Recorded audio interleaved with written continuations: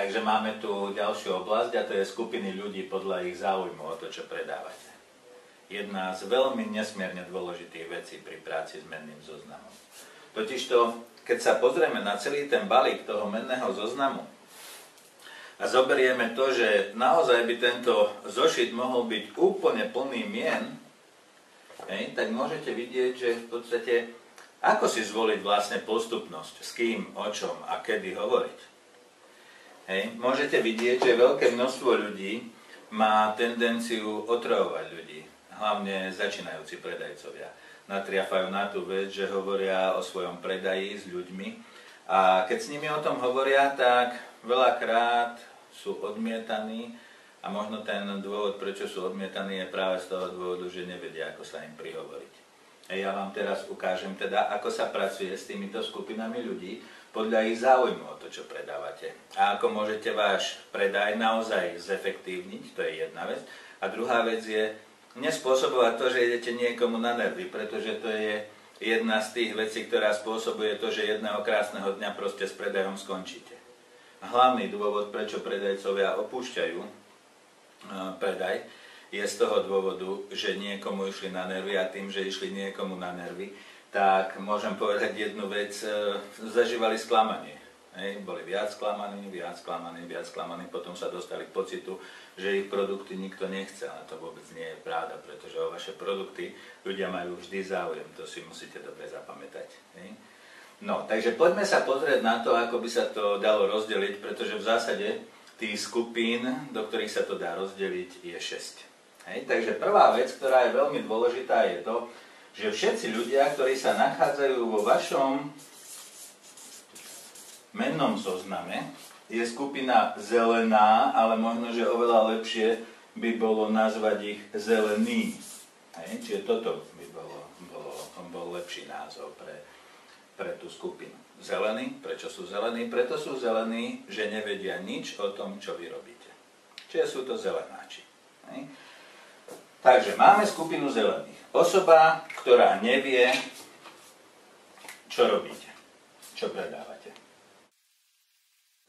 To znamená, že teda sú zelení ohľadne vášho predaja. Čiže každý jeden človek, ktorý nevie presne, čo vy predávate, je človek, ktorého by sme mohli nazvať zelený. Veľmi jednoducho. Ako náhle sa s niekým stretnete a poviete mu o tom, čo robíte alebo čo predávate, tak sa zmení zo zeleného na mierne horúceho. Mierne horúci. Kto je to ten človek, ktorého by sme mohli nazvať mierne horúci? Je to človek, ktorý vie alebo počul. Čiže človek, ktorý počul, čo predávate. Čiže kdokoľvek, kto si bol ochotný vás vypočuť, čo vy predávate, je človek, ktorého by sme mohli jednoducho nazvať mierne horúci. Všimnite si, že on mal ochotu si vás vypočuť. Možno neprejavil žiaden záujem.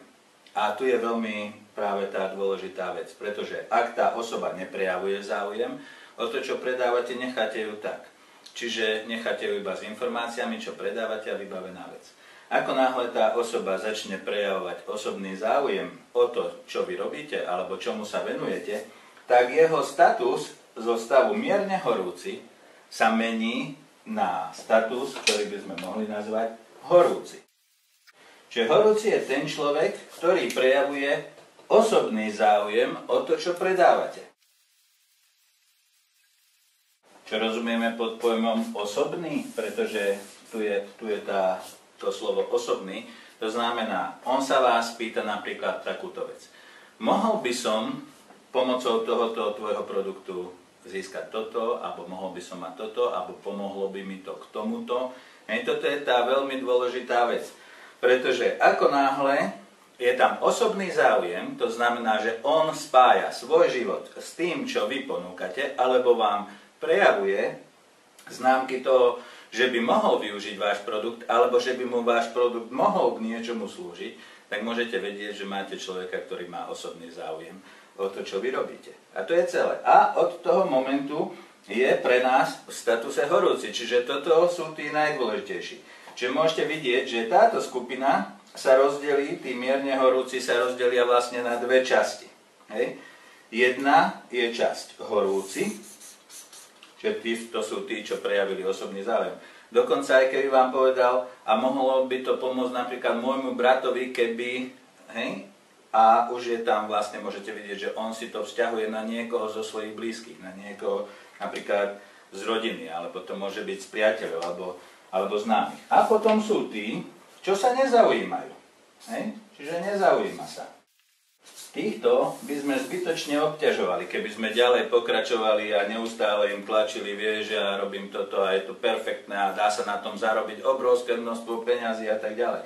Ale všimnite si, že on sa nezaujíma, takže ho nechajte tak.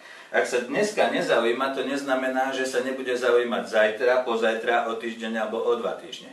Práve niekedy tým, že sa odtiahnete od toho človeka a neprejavujete ďalej o neho záujem, tak to vyvoláva u neho záujem, pretože vy mu nič nevnúcujete, nechávate mu možnosť výberu, čo je veľmi v živote dôležitá vec.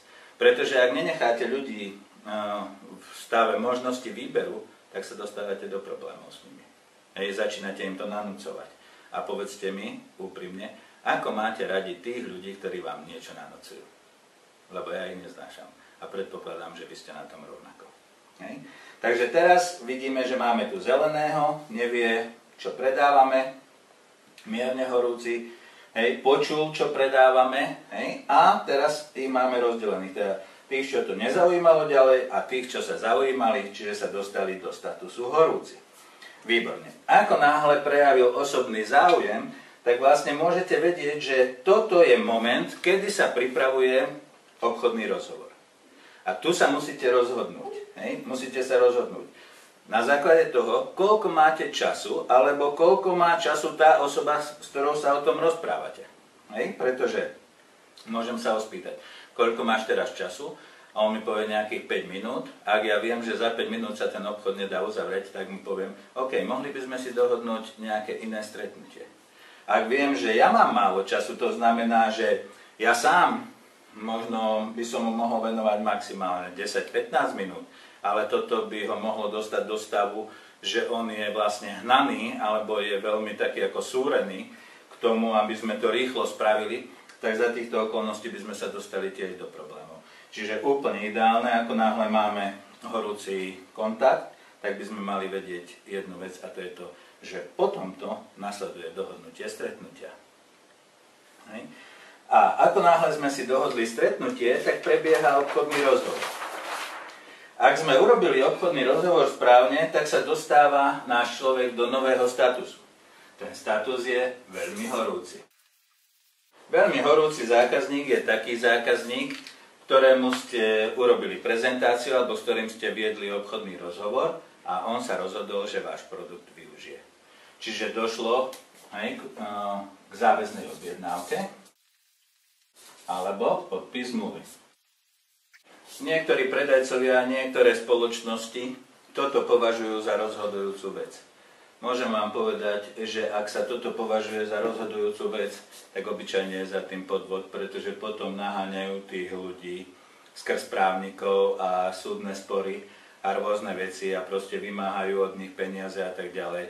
A ja popravde povedané nemám rád tieto vzťahy. Pretože si myslím, že napriek tomu, že predaj je o tom, aby sme vymenili náš tovar alebo služby za peniaze, nie je to však za tú cenu, že za každú cenu dostať tie peniaze. Hej, takže máme veľmi horúci kontrakt, máme záväznú objednávku alebo podpis zmluvy a teraz prichádza to, čo by sme mohli nazvať kontrakt.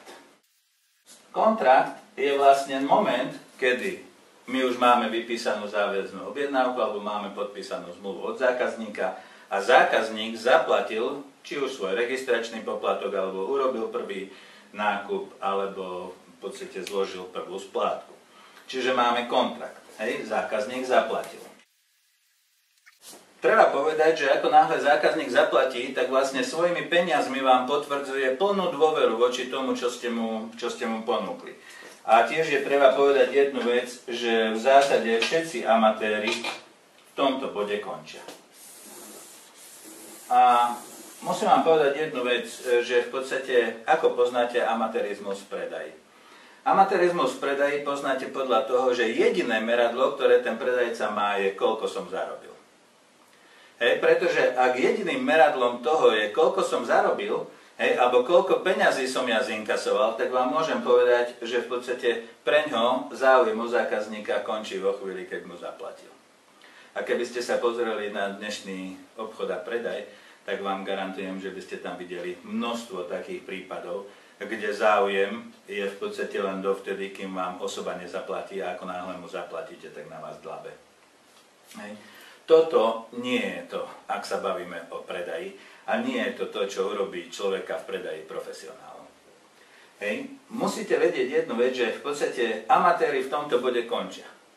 Profesionáli v skutočnosti v tomto bode začínajú. Prečo? Veľmi jednoduchá vec. Pretože ako náhle ste dosiahli kontrakt, tak ste dosiahli ďalšiu vec, ktorá je veľmi dôležitá, a to je to, čo by sme mohli nazvať priateľstvo alebo obchodné partnerstvo. Takže môžete vidieť jednu vec, a to je to, že ten kontrakt bol natoľko zaujímavý pre toho nášho zákazníka, že on chce pokračovať s nami ďalej. To znamená, že cíti, že ten náš produkt mu bol nápomocný, že mu pomohol, že mu zlepšil prežitie, že je dôležitý pre jeho prežitie. A preto vďaka tomu máme dneska z neho priateľa, alebo máme vďaka tomu stabilného obchodného partnera. Čiže ako toto je jedna z tých veľmi dôležitých vecí. Prečo vám to hovorím? Hovorím vám to z toho dôvodu, že v skutočnosti každý obchod alebo každý úspech obchodníka je postavený na tom, koľko má stálych zákazníkov. A bez toho, aby ste z ľudí vytvárali priateľov alebo obchodných partnerov, žiadni stáli zákazníci nebudú. A garantujem vám, že ak máte neustále vyhľadávať nových, tak jedného krásneho dňa vás to zabije a už ďalej nebudete predávať. To je jedna z vecí. A druhá z vecí, tiež si môžete položiť otázku, že komu ten obchod naozaj pomáha, čo robíte. Čiže toto je jedna z veľmi dôležitých vecí. Čiže priateľstvo alebo obchodné partnerstvo poznáte podľa toho, že tento človek je ochotný vám ďalej poskytovať kontakty. Svoje kontakty, tak toto nazveme. Čiže toto je veľmi dôležité. Alebo je ochotný ďalej nakupovať. Veľmi dôležitá vec. Čiže to, že ho máme ako priateľa alebo ako obchodného partnera, poznáme podľa toho, že je ochotný nám poskytnúť kontakty. To znamená, že znova môžeme rozširovať ďalej náš menný zoznam, alebo je ochotný ďalej od nás nakupovať, to znamená, že za týchto okolností vieme, že jemu sa ten náš obchod naozaj páči. Čiže toto sú tie dôležité veci. Takže len aby sme si to teda zrekapitulovali. Takže, ako náhle máme vypracovaný menný zoznam, spomínate, máme tu stovky mien. Takže začíname s našim biznisom, nikto nevie, čo sme začali predávať, alebo čo predávame, čiže všetci sa nachádzajú v rovine zelený. Ako náhle začneme hovoriť o tom, čo my predávame, tak sa status zelený mení. Čo je veľmi dôležité vidieť jednu vec, že tento človek môže byť zelený iba raz vo vašom živote. Prečo? Pretože ako náhle počul, čo vy predávate, tak už je mierne horúci a je to navždy. Pretože on si vás bol ochotný vypočuť. Ak by si vás nebol ochotný ani vypočuť, tak môžete vedieť, že dostal v statuse zelený. A tiež je tu treba zobrať ešte jeden fenomén ľudskej mysle, a to je zábudlivosť. Viete, niekedy, ak sa ľuďom nepripomínate a nehovoríte im o tom, čo vy robíte, tak sa môže stať, že tak, jak ste im to povedali, tak na to zabudnú. Čiže môžeme zistiť, že síce zabudol, ale on si spomenie hneď, ako mu pripomeniete, že čo robíte. Aj z toho dôvodu je dobré čas od času tých ľudí kontaktovať a hovoriť im o tom. Čiže ako náhle si nás vypočul, na základe toho môžeme vidieť dve veci. Buď ho to nezaujalo, čiže nezaujíma sa o to a tým pádom v podstate my vieme, že to nie je náš človek, alebo sa zaujímal osobne, ako by sa to dalo využiť, a tým pádom sa nám zmenil na status horúci. Čiže toto sú tie dôležité veci.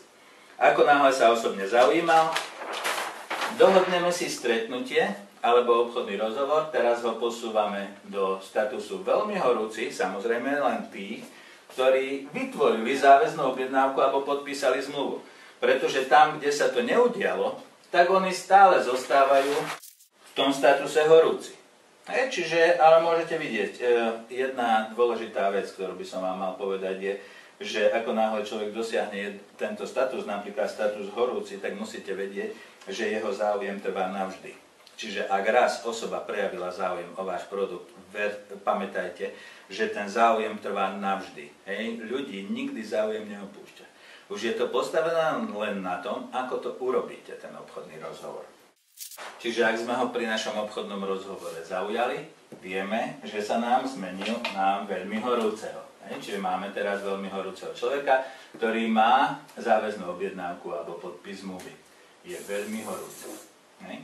Ako náhle zákazník, on sa vlastne zmenil na zákazníka tým, že zaplatil, tak vlastne došlo ku kontraktu. Tu sme si hovorili, že v podstate tí ľudia, ktorí sú amatéri, tu končia, profesionáli tu začínajú. A potom je to už vlastne celé o tom, aby sme si vytvorili z týchto našich zákazníkov, priateľov alebo obchodných partnerov, pretože ak ich máte, tak budete veľa predávať a budete mať vždy komu predávať, pretože oni vám s veľkou radosťou ich kontakty poskytnú. A to je tá podstata celej tejto problematiky, toho, ako rozdeliť ľudí do skupín podľa ich záujmu o to, čo predávate. Takže používajte tieto informácie, počúvajte toto alebo pozerajte toto DVD tak často, ako je to možné, aby ste získali tú vec, že ste si plne vedomí a môžete kedykoľvek presne určiť, ktorý človek do ktorej skupiny patrí. A to je tá vec, ktorú som vám chcel k tomuto povedať.